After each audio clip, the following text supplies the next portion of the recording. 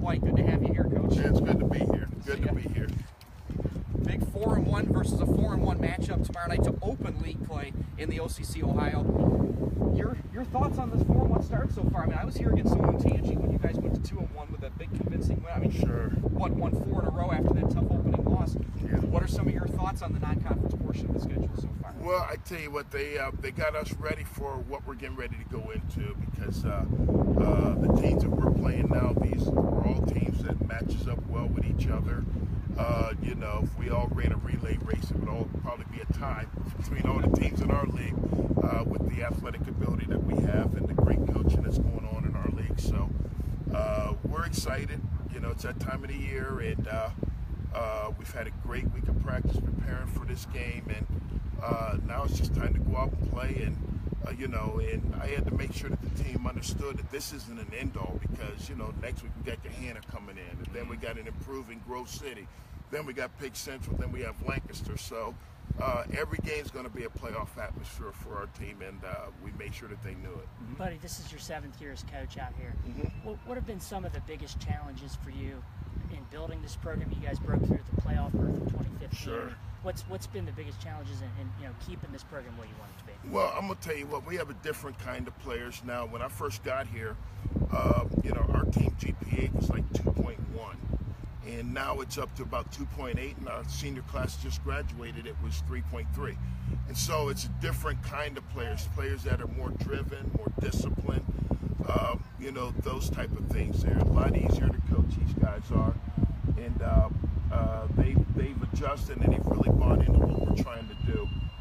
They realize that they represent more than themselves. They represent Reynoldsburg, the city of Reynoldsburg. They represent our high school, you know, and so they understand what we're looking for, and they've really bought into the things that we're preaching to them. You mentioned in your answer to our first question just about what a meat grinder this league always is. Why, in your estimation, you know, you've been in this league now 7 seasons, why is it so good year after year? Well, number one, you have really good coaches. You know, some really, really good coaches in our league, and you know, and there's good players on the east side of Columbus. You know, on the outside of Columbus, on the east side. You know, everybody's got good players. Everybody's got good coaching. As I always tell my team, hey, you got to play the game. It don't matter who we're playing, you got to play the game. Our opening game against New Albany, you know, we went out and played the game. We thought we were better than them, but the scoreboard didn't say so that night. You know, we had 16 new starters out there. Those kids were playing JV and freshman football last year, and so, you know, being away from home on television, you know, with the bright lights coming on, and you know, those kids had to adjust to it, and we learned a lot about ourselves after that game, and it's really helped us out tremendously the last 4 games. Tomorrow night, Reynoldsburg at Pickerington North, a couple 4-1 teams. I'll be out there for that. Thoughts about the matchup? Wow, we've been watching film on those guys, and they're the real deal. And I truly believe that they'll be the best defensive team that we've faced, and their offense is so explosive, especially with Jimmy Wyrick, their quarterback. He really makes that team go, and we're going to have our hands full. You know, we've been preparing for it. I remember last year at this time we were 4-1 also. And then, you know, we go in against Pick North, our homecoming. We're feeling good about ourselves. And, you know, we get beat 31-0, the running clock the whole second half. So, got to play the game, you know, and that's, we've learned a lot from that. We know what we're going into. It's going to be their homecoming. They're going to be excited. And you know, obviously our kids are excited about the challenge. So, you know, let's go play. All right, Coach. Well, hey, great having you out here. No Appreciate problem. it. Good luck to the Raiders tomorrow night. All righty. Thank you, guys. Thanks and a lot. hopefully I'll be talking to you on the radio. Oh, you got That's it. great. Buddy White, Take care. head coach of the Reynoldsburg Raiders, his 7th season. You and I both, I covered his first season. That's right. You covered the past 6. Yeah. One of our favorites for sure. Absolutely, Glad to have him and on. just a lot of passion there. It's been great. I mean, after the 2000, I believe it was 2014 when they had a really rough season.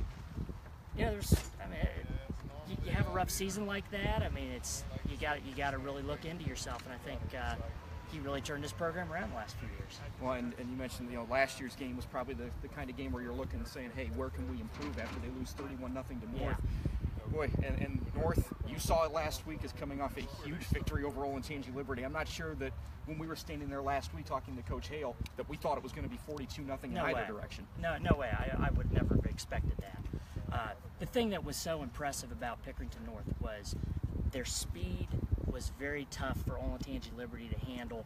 Their defense is not huge in a lot of spots, but almost all those guys are very, very fast. They make it really tough for anybody that tries to get any kind of running game going.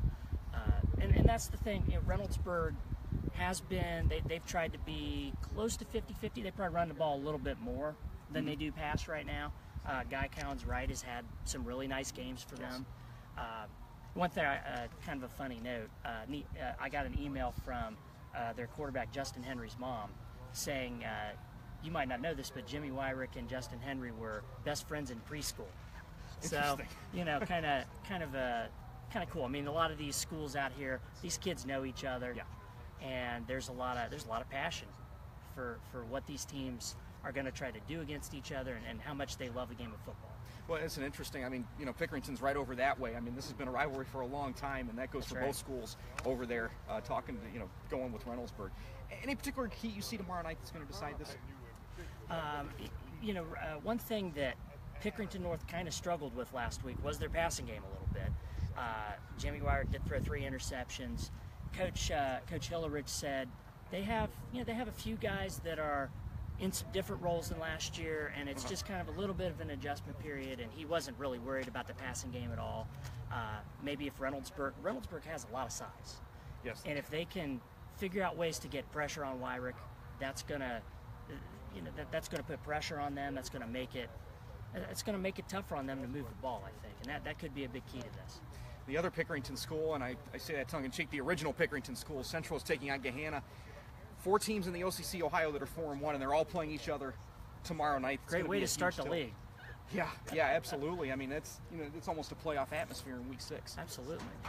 One thing about this Gahanna-Pickerington Central matchup that I really find really fascinating is the fact that Pickerington Central's secondary is probably about as good as you can get in Central Ohio with Jalen Mitchell, Xavier Henderson, Jeremiah Wood. Those guys are all Division I college caliber type of players. And then on the flip side, you got Gahanna's passing game has been really exceptional so far this year. So you've got this clash going on between these two powerhouses in these 2 areas. So it'll be really interesting to see what happens there. Xavier Henderson had a 72-yard pickoff return for a touchdown, interception return for a touchdown last week against UA, and Coach Jarrod was saying after the game, well, I was trying to tell him to get out of bounds. If I'd have been on that end of the field, I would have, considering it was like 34-7 at that point. But he was able to take it all the way back and pick Central with a resounding win last week. Another big one tomorrow night, Olentangy at Westerville South. It's an OCC Buckeye game. Our Frank Dorena will be there to cover that. Olentangy comes in at 4-1. Westerville South's won 3 games in a row, or looking for their 3rd win in a row, tripling their win total already from last year. Now they're 3-2. Yeah, can this be? We're going to learn some things this week about Westerville South. Were they beneficiaries of maybe some teams on their schedule that are not going to be quite as good, or are they going to be a factor in this OCC Buckeye? Because they obviously last year Olentangy Liberty was clearly the best team. Olentangy and Orange were a step behind, and then everybody else was kind of after that. So can Westerville South, with this rejuvenated offense led by Jalen Gill, he's having a great season so far. He's already scored 11 touchdowns. Are they going to be a factor in this race? I think we'll learn a lot about that this week. Coach Marsolis for the Braves was telling me last week that he thinks everybody's got a chance to contend for a league title. He was also telling me too that this is they're looking for their 3rd consecutive win since they lost on this field back in Week 3. Their quarterback Riley Bruning, they made the decision to go with him full time. He's rushed for 310 yards and 3 touchdowns and passed for 582 yards, 6 touchdowns, and an interception. Does it seem like this Reynoldsburg game might have been a turning point for them? Oh, absolutely. I think so. I mean, I covered it. It was close for a long time, but Olentangy just didn't make the plays that they had to make to win the game, and then it just got away from them. Reynoldsburg, actually, their original quarterback was injured that night, Justin Henry, and they had their backup Watley, who was in and threw a late touchdown that really helped turn the tide in that game. Another game that we could learn some things as well. I'm curious to see how Thomas Worthington responds to some adversity here recently. They're 3-2, and they take on Double Jerome, which is also 3-2, but kind of a different kind of 3-2. Jerome is it's kind of started to catch some fire here. They've been really impressive the last couple of weeks. So, what can they do against this resurgent Thomas Worthington team?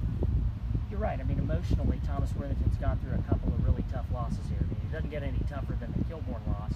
And then they go and they played a good game against Bradley last week. I don't think they got anything to be embarrassed about for that 31-17 game. We all think Bradley is the real deal. Yeah. So, what are your thoughts? Well, it will be interesting. They've played so well against these tough teams. Thomas was winning that game at halftime. That's right. Last week as well.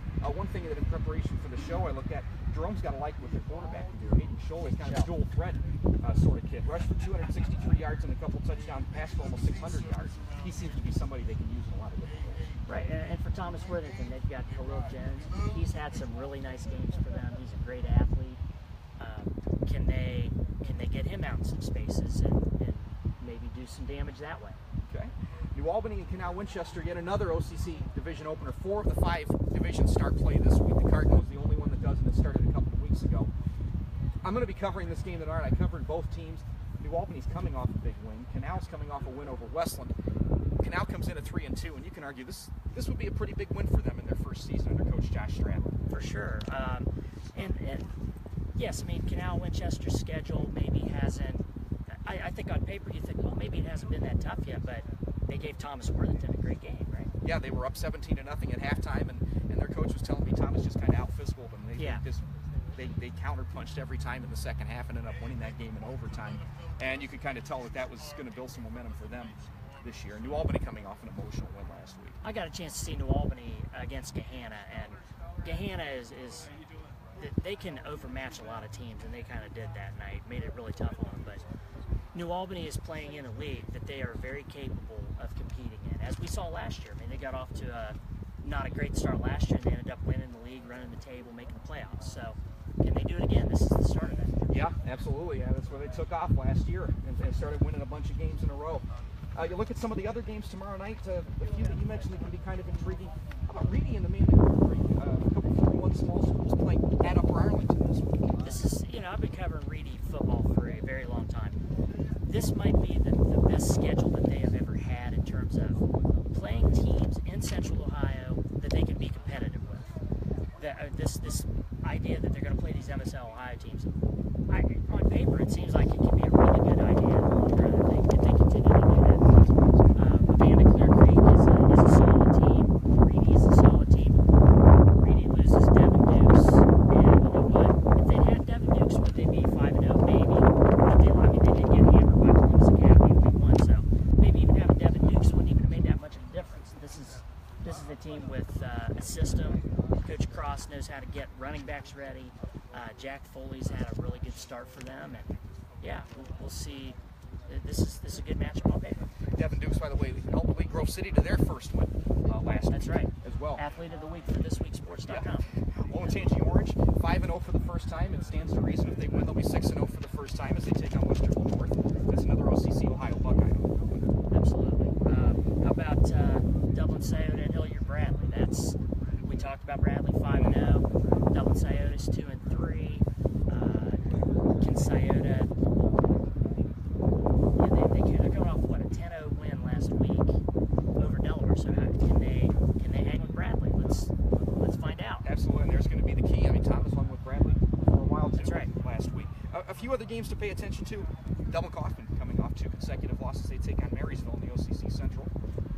Granville and Licking Heights 4-1 out in Licking County. That seems like kind of an intriguing. Absolutely. Granville's kind of a resurgent team this year. They've got the last couple of years they started a young team, and this is one of the years they've been kind of waiting for. They've got a lot of juniors and seniors that play this year with some experience. 2 games tonight. 5-0 Marion Franklin, another one of those undefeated teams, take on 2-3 Eastmore Academy in the City South. Academy is 4-1. They're on the road at 0-5 Bexley tonight. That's right. See, and are you heading in? I'm going to be going to the Eastmore Marion Franklin game, and we are also covering the other game as well. Yes, Scott Hennon and Frank Dorena will both be at Academy in Bexley. We'll have recaps, videos at ThisWeekSports.com tonight. We are going to go ahead and get out of here. You can see the Raiders behind us are rolling in for their afternoon practice. Again, they take on Pickerington North tomorrow night. You will be there to give us a recap. Absolutely. Should be a fun one. For Jarrod, Ulrey, and For Coach Buddy White, who was off camera talking to our editor Lee Cochran, I'm Dave Purpura. So long, everybody.